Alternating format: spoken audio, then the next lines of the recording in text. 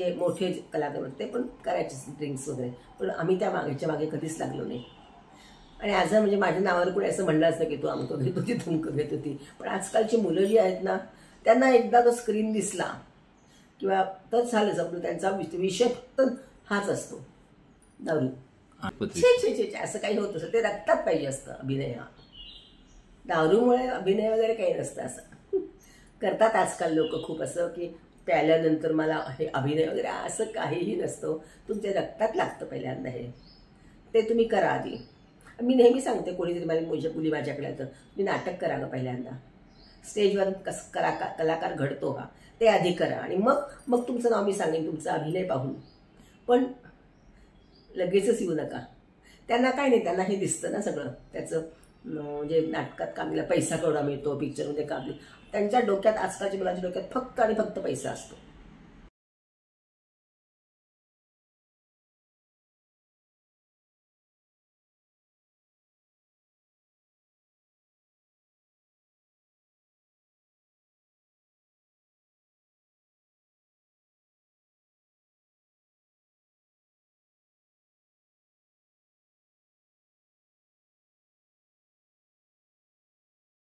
आपल्या अबलक एंटरटेनमेंट या चॅनलवरती आजपासून आपण एक नवीन सदर सुरू करतोय, मन मोकळं.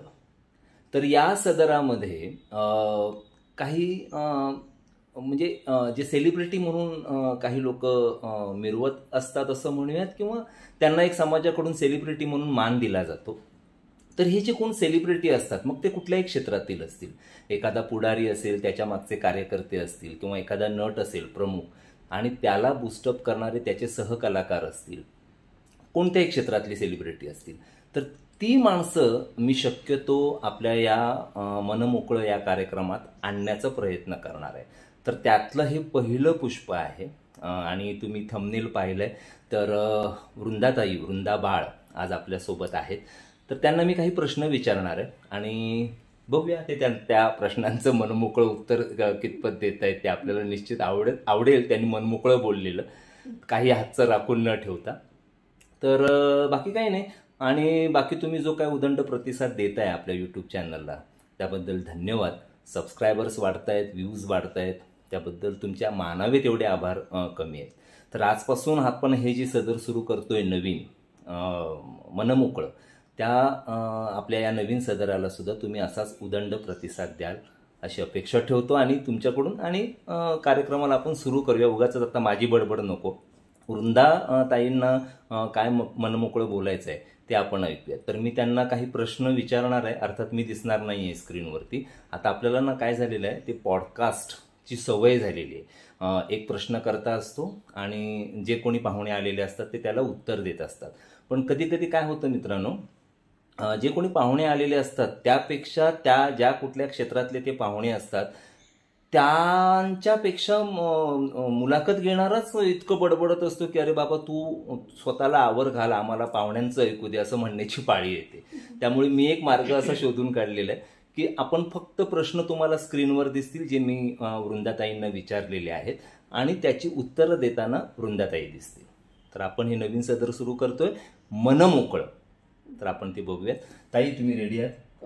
चला आपण सुरू करूयात.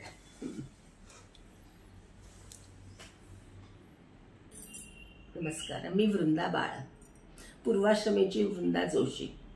माझं माहेर अहमदनगर म्हणजे आता अहिल्यानगर. माझं सगळं शाळा कॉलेज शिक्षण तिथंच झालं आणि प्रथम मी उभी राहिले स्टेजवर ते आमच्या सोसायटी हायस्कूल, म्हणजे आता त्याचं भाऊसाहेब फिरोदिया नाव आहे तिथे. आणि तिथं आम्हाला रासोटे सर म्हणून होते, त्यांनी मला रूपांजली नाटकात प्रमुख भूमिका दिली होती. आणि तेव्हापासून मी नाटकात कामं करायला लागले. आणि कसं आहे की नाटक झालं, नंतर सिरियल झाल्या, पिक्चर्स झाले, हे सगळे जी आहे ते सगळी हे पार पाडलेली आहेत हे. आणि त्यामुळे घरच्या लोकांना सुद्धा खूप आनंद झाला. माझा भाऊ वकील आहे, आई शाळेत शिक्षिका होती, आणि वडील म्हणजे कोर्टात होते. आणि वडील गायचे माझे, त्यांनीच मला गायला शिक्षण दिलं. अर्थातच मी संगीत विशारद आहे, MA विथ म्युझिक आहे. त्यामुळे सगळं माझं गाण्याचं शिक्षण वडिलांच्याकडेच झालेलं आहे. तेव्हाच्या मैत्रिणी खूप आहेत. आमचा मोठा इथं ग्रुप आहे संगीताचा आणि शाळेचा पण. SNDTचा ग्रुप आमचा संगीताचा आहे आणि शाळेचा आहे भाऊसाहेब फिरोदिया. तर अजूनही आम्ही खूप मजा करतो, एकमेकांना भेटतो, दर महिन्याला एके ठिकाणी जमतो, जेवतो. हे सगळे कार्यक्रम आमचे अजूनही चालू आहेत. लहानपणीच्या काही गमती जमती म्हणजे कशा आहेत की शाळेत असताना तर मी तिथं आमच्या शाळेत असताना 2 ओटे होते, त्याच्यावरनं मधनं आम्ही जायचो. तर एकदा मी शाळेत चढता चढता त्या ओट्यावर पडले खाली. सगळ्यांनी माझं इतकं हसं केलं पण त्याला इलाजच नसतो ना, कारण आपण अगदीच नवीन असतो या बाबतीत. मग स्टेजवर गेलो, मग तिथे मला सगळे अभिनयाचे धडे मिळाले. तर ते असं माझं बालपण झालं. आणि त्यानंतर मग शाळेनंतर हे काय कॉलेज, अहमदनगर कॉलेजमध्ये माझं शिक्षण झालं. मी विशारद आहे, संगीत विशारद, MA म्युझिक आहे आणि मराठी घेऊन मी BA झाली आहे. हे माझं इथपर्यंतच आहे. नंतर संगीत घेऊन विशारद का व्हावं असं वाटलं मला, तर माझे वडील खूप छान गायचे आणि त्यांच्या वडिलांचे वडील हे जत संस्थांमध्ये राजगवई होते आणि माझे आजोबा सुद्धा राजगवई होते. आणि माझे वडील तर खूपच छान गायचे आणि त्यांच्याकडे खूप जणी ह्याला यायच्या, क्लासेस नाही यायच्या आणि मी सगळं करायची. म्हणजे आम्ही शिकायला बसायचो की माझ्या मैत्रिणी आटोप ना अशा म्हणायच्या.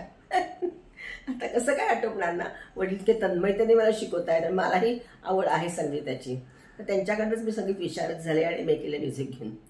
अशा प्रकारे म्हणजे संगीताचा हे सगळा व्यवस्थित सुरू झाला. आणि त्यानंतर मला अभिनयाची सुद्धा खूप गोडी होती आणि अभिनयात सुद्धा काहीतरी करावं असं मला नेहमी वाटायचं. शाळेमध्ये सुद्धा मी केलेलं होतं अभिनय नाटकात काम. त्यामुळे जेव्हा असं वाटलं की आता संधी मिळते आपल्या लक्षात सोडायची, त्यामुळे मग पहिलं नाटक माझं शाळेतच होतं आणि रूपांजली म्हणून नाटक होतं माझं पहिलं. आणि त्यानंतर जेव्हा मी नाटकातनं कामं करायची, तो मी नवेसमध्ये काम केलं होतं मी. मग ते माझं सगळं अभिनय हे कारकीर्द पाहून आमच्याच हे तो मी नवेसमधले माझ्याच कशात राहणारे, कॉलनीत राहणारे एक देशमुख का असं काही त्यांचं नाव होतं. तर त्यांनी मला विचारलं की टोमिनोजमध्ये करशील का? म्हटलं हो करीन की. आता एवढ्या मोठ्या रणशीकरांच्या बरोबर काम करायची संधी मिळाली, कोण सोडणार ना. त्यावेळेस माझं निष्कलंक नाटक पण चालू. त्यात हे निष्कलंकमध्ये कुलदीप पवार आणि हे आहे म्हणजे होत्या, दोघंही आता गेलेत, ज्योती चांदेकर. त्यांच्याबरोबर सुद्धा मी कामं केलीत खूप. पण खूप वातावरण वेगळं होतं, ते मजा यायची खूप त्यावेळेस. निरनिराळ्या ठिकाणी आम्ही जायचो, दौरे करायचो. तर त्या दौऱ्यामध्ये सुद्धा आम्हाला इतक्या आनंद मिळायचा सगळ्यामध्ये, कारण आमचं रात्री 2-2 वाजेपर्यंत नाटक संपायचं. त्यानंतर आम्ही जेवायचो आणि त्यानंतर मग सकाळी गाडी परत सुरू होऊन नगरमध्ये किंवा पुण्यामध्ये यायची, जिथं असेल तिथं यायची. तर हा एक छान प्रवास माझ्या आयुष्यातला होता. अभिनय क्षेत्र काय निवडावं असं वाटलं म्हणजे काय की पहिल्यापासून मला अभिनयाची खूप गोडी होती. त्यातूनही मी काय केलं, मग संगीत आणि अभिनय असा एकत्र प्रवास सुरू केला. पुण्यात आल्यानंतर मी प्रथम संगीत नाटक खूप केली आणि त्याच्यामध्ये मग हे एक हिंदी संगीत नाटक केलं, एकच प्याला. त्यातलं हिंदी उर्दू नाव होतं एक ही जाम. त्याच्यामध्ये मी सिंधू म्हणजे सलमा नावाची भूमिका केली होती. ते सुद्धा खूप लोकांना आवडत होतं. पण असा माझा धमाल प्रवास झाला आयुष्याचा सगळा. आणि ह्याच प्रवासामुळेच मला माझा नवरा मिळाला. एकदा काय झालं होतं आमच्या ह्या नाटकात, तर त्या नाटकात हेमंत काळे नावाचा मुलगा आहे. तर तो म्हणजे मुलगा होता आता मोठा नाही, तर त्याची बायको आणि तो दोघंही आमच्या नाटकात होती ह्या. आणि तो हेमंत ह्यांचा मित्र होता. तो एकदा नाटकाला आलेला होता आणि ते त्यांनी नाटकात मला पाहिलं. मग ह्यांना सांगितलं माझी ओळख करून दे ना. मग यांनी ओळख करून दिली, म्हणजे हेमंतनी ह्यांची ओळख करून दिली. आणि हे नंतर घरीच आले माझ्या मागणी घालायला. आणि तसा युनियन बँकेत ऑफिसर होते, तर तसाही पैशाचा प्रॉब्लेम काहीच नव्हता. फक्त त्यावेळेसचं कसं ते कोकणचं देशस्थ हा एक प्रॉब्लेम होता. पण तोही आमच्याकडे कुणीच हे केला नाही, त्यांच्या घरी पण नाही कोणी. आणि मुख्य म्हणजे माझ्या नवऱ्यानी आणि माझ्या सासूसऱ्यांनी मला खूप मदत केली, खूप पाठिंबा दिला या सगळ्या प्रकाराबद्दल. आणि नंतर मग त्यांच्याबरोबर मी मिस्टरांच्याबरोबर नॅशनल बँकेत बदली होती ना, त्यामुळे ठिकठिकाणी आम्हाला जावं लागलं. तिथं पण मी माझी कला दाखवली. तो एक छान प्रवास होता माझा. पण त्यानंतर मग हे म्हणजे मिस्टर गेल्यानंतर मला तो दुसरा हे नव्हता ना, काही पर्यायच नव्हता. त्यामुळे मी माझं शिक्षण पण पूर्ण केलेलंच होतं त्यावेळेस. त्यामुळे नंतर मी हे केलं सगळं. काय झालं होतं माहिती का, की माझं ह्या नाटकाला एक टोमी नव्हेचे जे सरकारी वकिलांचं काम करायचे ते त्यात होते. त्यांनी माझं काम पाहून विचारलं मला, असा असा रोल आहे, तू करशील का? आणि प्रभाकरपणे शिखर म्हटल्यानंतर अक्षरशः मी उडालेच, म्हटलं अरे बापरे. आणि ते सुद्धा प्रमुख भूमिका सुनंदा दातार ही. आणि त्यात मी अभिनय आणि गाणं हे दोन्ही होतं त्याच्यामध्ये. त्यामुळे ते मला, मी पटकन हो म्हटलं. मग ह्या बाबाला, मी त्याला बाबा म्हणायचे, त्याला भेटायला गेलो. तिथे त्यांनी भेटल्यानंतर मी त्यांना नमस्कार करा खाली वाकले. लांबून नमस्कार करावा असं ते म्हणाले मला. तो केला. आणि मग त्यावेळेसपासून माझं टोमी नव्हेचे सुरू झालं नाटक. आणि म्हणजे मजा आली. नंतर मग निष्कलंक केलं, त्यात कुलदीप पवार, ज्योती चांदेकर होते. तर तो सुद्धा प्रवास खूप छान होता. आणि तिथून निरनिराळ्या ठिकाणी जाऊन आम्ही ते प्रयोग करायचो. तर पुण्याहून मुंबईला, नगरहून मुंबईला जावं लागायचं आम्हाला. त्यावेळेस कसं होतं की परवडायचं नाही खरं सांगायचं म्हणजे स्वतंत्र राहणं. मग दोघी तिघी मिळून आम्ही राहिलो. नंतर मात्र मी घर घेतलं. मग तर ते म्हणजे छान, म्हणजे तिथं जमसुद्धा छान बसला होता माझा. अगदी मजा यायची. पण तिथं म्हणजे पूर्वीचं हे वेगळंच होतं. आता मला बोलवणं आलं तर मला प्रथम प्रश्न पडेल की बापरे, बसने जायचं किंवा रेल्वेने जायचं, मडला वगैरे नाही शक्य. सिनेमात मी आत्तापर्यंत खूप, म्हणजे माझे 40 फिल्म झाले आत्तापर्यंत आणि 36 सिरियल झालेले आहेत. तर त्यासुद्धा म्हणजे माझा तो ह्याचा अनुभव पाहून मला आमच्या दिग्दर्शकांनी बोलवलं. ते सुद्धा प्रमुख भूमिकेकरता अल्ताफ आहेत, अल्ताफ शेख म्हणून आहे. त्यांच्याबरोबर मी 6 पिक्चर्स केले. प्रथम सांगते मी की पेन्शन जो पिक्चर आम्ही केलेला आहे त्याच्यामध्ये सोनाली कुलकर्णी होती. आणि त्याच्यात तिच्या शेजारणीची मी भूमिका केलेली होती. मग त्या सगळ्या प्रकारच्या मदत करायची वगैरे वगैरे. तो खूप छान पिक्चर केलं ते. तर तो पिक्चर जो आहे तो ह्यानी धुमाळ, पुंडलिक धुमाळ त्यांनी डिरेक्शन केलेलं आहे त्याचं. तर मी नुकतीच एका पिक्चरचं शूटिंग करून घरी आले. रात्री मला फोन आला की तुम्हाला असं असं नाटक करता येईल का, पिक्चर करता येईल का? ऑब्व्हियसली मी होच म्हणणार ना, कारण लागोपाठ ह्या सगळ्या गोष्टी माझ्या आयुष्यात घडत होत्या. त्यामुळे मला खूप छान वाटलं. मी लगेच सकाळपासून जायला लागले तिथे. आणि कर्मयोगी हा आता 2 वर्षापूर्वी मागच्याच वर्षी रिलीज झाला आहे तो. आणि त्याच्यामध्ये जे हे आहोत म्हणजे त्यांचे जे डिरेक्टर आहेत ते पण खूप छान आहेत. त्यांचा पहिला 6 त्याचे पिक्चर लागोपाठ मी केलेले आहेत. पहिला वेडा बॉयफ्रेंड केला त्यांचा, नंतर शेवटचा आत्ता हा कर्मयोगी केला. खूपच छान. पण म्हणजे त्यांनी डिरेक्शन खूप छान, त्यांचे नाव खूप मिळवले. आणि त्याच्याबरोबर आमचं पण नाव मोठं झालं जवळजवळ सगळ्यांच्यावर. मोहन जोशी, नंतर आपलं हे सदाशिव अमरापूरकरची गोष्ट सांगते. सदाशिव अमरापूरकरनी आमचं एक नवी नगरचं ना माहेर माझं, म्हणजे अहिल्यानगर, तिथं तो राहत होता. त्यांच्याबरोबर त्यांनी माझं हे बसवलं, पुनश्चेक बॉबी, चिमत्रम खानोलीकर यांचं पुनश्चेक बॉबी. तर त्याच्यामध्ये बंड्यानी, म्हणजे आम्ही त्याला बंड्या म्हणतो, तर ते नाटक त्यांनी बसवलं होतं नगरला असताना. ते खूप छान नाटक. सगळीकडं त्याचा त्यावेळेसचा मुंबईत पहा त्याचं हे व्हायचं, म्हणजे त्याला प्रसिद्धी खूप मिळायची, हे मिळायची खूप, त्याला प्राइजेस खूप मिळायचे. तर हा तसा अगदी छान प्रवास होता सगळा. आणि अमरापूरकर हा आमच्या नगरचाच असल्यामुळे तो खूप परिचयाचा होता. अगदी लहानपणापासून शाळेत एकच होतो, शाळेत एक, कॉलेज एक, सगळं. त्यामुळे तो बरं खूप छान आमचे संबंध होते. तो नातेवाईक पण होता माझा माहेरचा. अशा प्रकारचं सगळं माझं बालपण गेलं अहमदनगर, म्हणजे आता अहिल्यानगरमध्ये. अजूनही मी गेले ना की मला सगळी जुनी आठवण येतात तिथल्या. म्हणजे खूप तिथं नगर ह्या कपड्याबद्दल खूप प्रसिद्ध आहे, मला माहिती आहे. पण सगळ्यांना खूप आवडतात तिथले कपडे आणि खूप छान. मी गेले ना नगरला, अहिल्यानगरला, की आता सगळीकडे मी जाऊन येते एकदा तरी. मी ह्या दिवाळीला आईकडे अहमदनगर म्हणजे अहिल्यानगरमध्ये गेले होते. माझी आईसुद्धा खूप ॲक्टिव्ह आहे ह्या वयाचं. तिचं वय 94 आहे बरं का, आणि माझं 72. त्यामुळे ती सवय लहानपणापासून आम्हाला झालेली की लवकर उठायचं सकाळी. कारण सकाळचं नामस्मरण खूप महत्त्वाचं असतं. कारण त्यावेळेस अशी ऑक्सिजन भरपूर असतो, त्यामुळे खूप अशी आठवणी लक्षात राहतात. किंवा आणि मग सकाळी नामस्मरण झालं तासभर की मग चहा घ्यायचा आणि त्यानंतर बाहेर फिराय. रोज मी 5 किलोमीटर चालते. पण ते सगळ्यांनी पाळावं असं मला म्हणायचं नाही. पण त्याचा नक्कीच याचा विचार करावा, नाही का, की हे असं झालं की, कारण माझं वय 74 आहे, वाटत नाही कोणाला 74 आहे म्हणून. तर ते कशाने झालं, तर मी अक्षरशः म्हणजे अहमदनगरला असल्यापासून हे सगळं पाळते. इतकी वर्ष झाली. सकाळी 4:30ला माझा दिवस सुरू होतो देवाच्या नामस्मरणाने. आणि हे आज मी गेली कित्येक वर्ष करते. एवढं तासभर त्यांचं नामस्मरण करायचं, त्यानंतर चहा घ्यायचा, चहा पाहिजेच, आणि त्यानंतर फिरायला जायचं बाहेर पडून. चालून आल्यावर घरी आल्यानंतर माझा चहा आधी असतो, तो पाहिजे सगळ्यांना. चहानंतर मग थोडंसं वाचन असतं, पिक्चर पाहणं असतं, आणि त्यानंतर सकाळची अन्निकं उरकली की मी आणि माझा टी व्ही जुने जुने पिक्चर्स बघते. घरात पुष्कळ पुस्तकं आहेत माझी, ती वाचते. दिवसभर मला हाच उद्योग असतो, वाचन आणि चित्रपट बघणं. संध्याकाळी 9 वाजता झोपते, ते मात्र बरोबर 9 वाजता झोपते मी. म्हणजे आपली तब्येत आणि छान राहते सगळ्यांची. आणि बस बाकी काही नाही, बाकी आपलं रोजचं सुरूच आहे.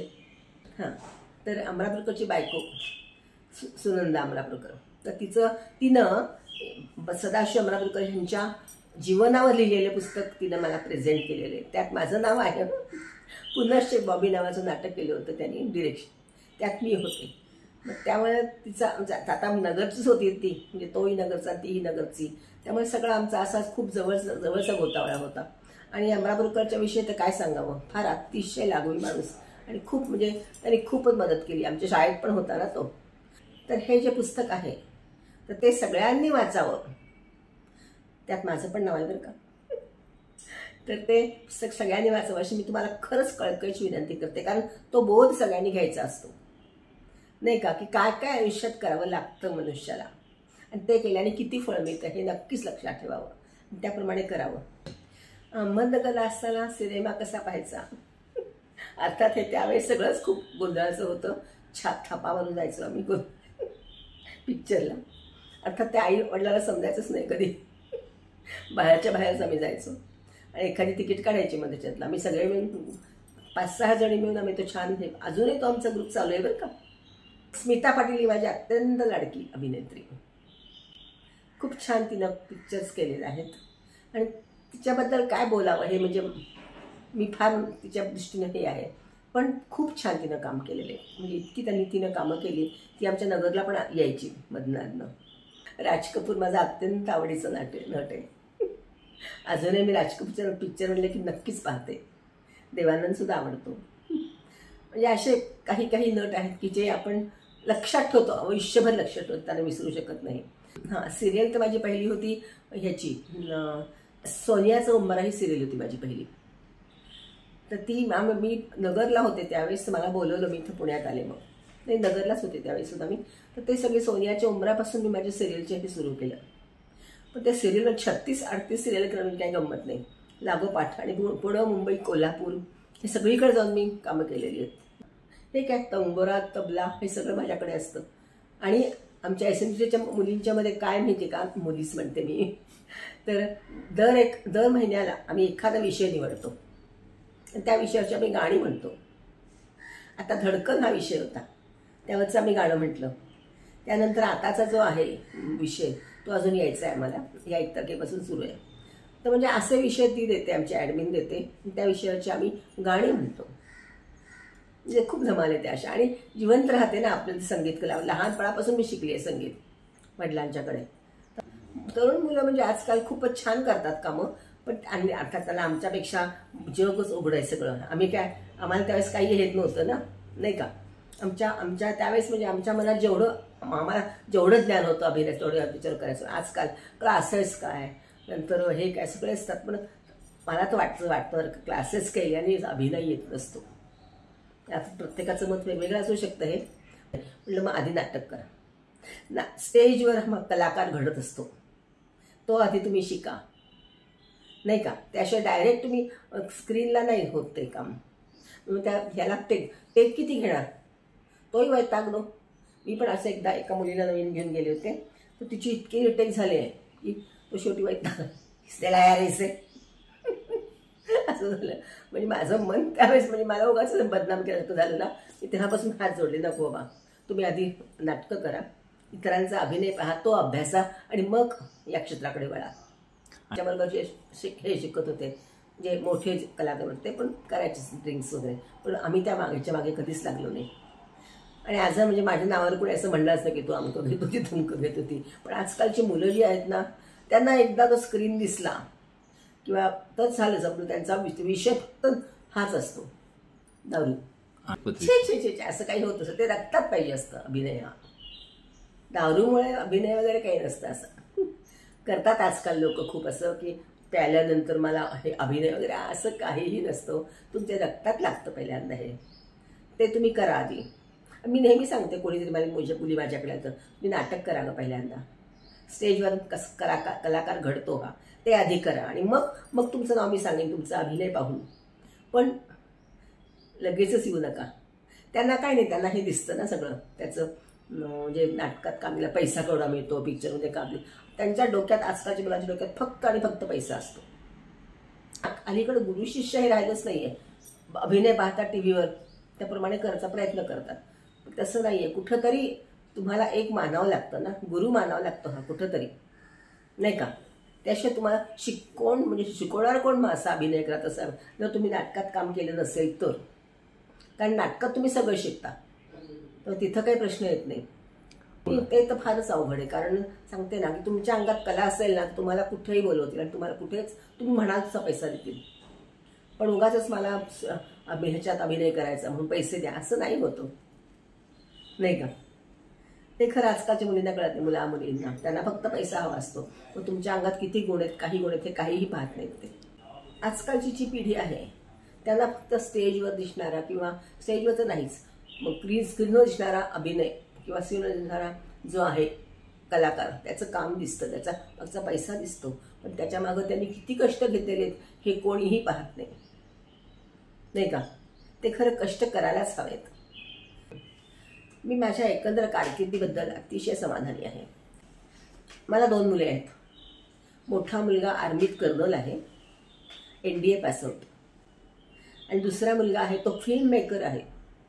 तो माझ्याबरोबर प्रत्येक याला शूटिंगला यायचा, नाटकाला यायचा. त्यामुळे त्याला ती एक ओढ निर्माण झाली. त्यांनी नागार्जुनकडे जाऊन फिल्म मेकिंग शिकला तो.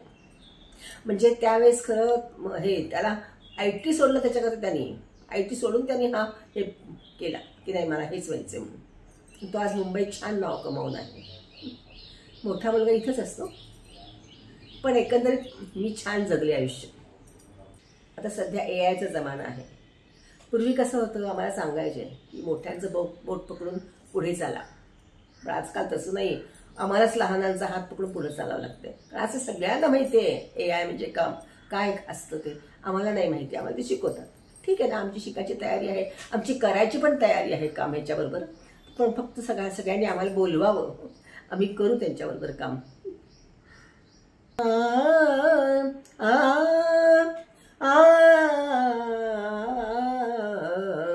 अबीर गुलाल उधळीत रंग, अबीर गुलाल उधळीत रंग.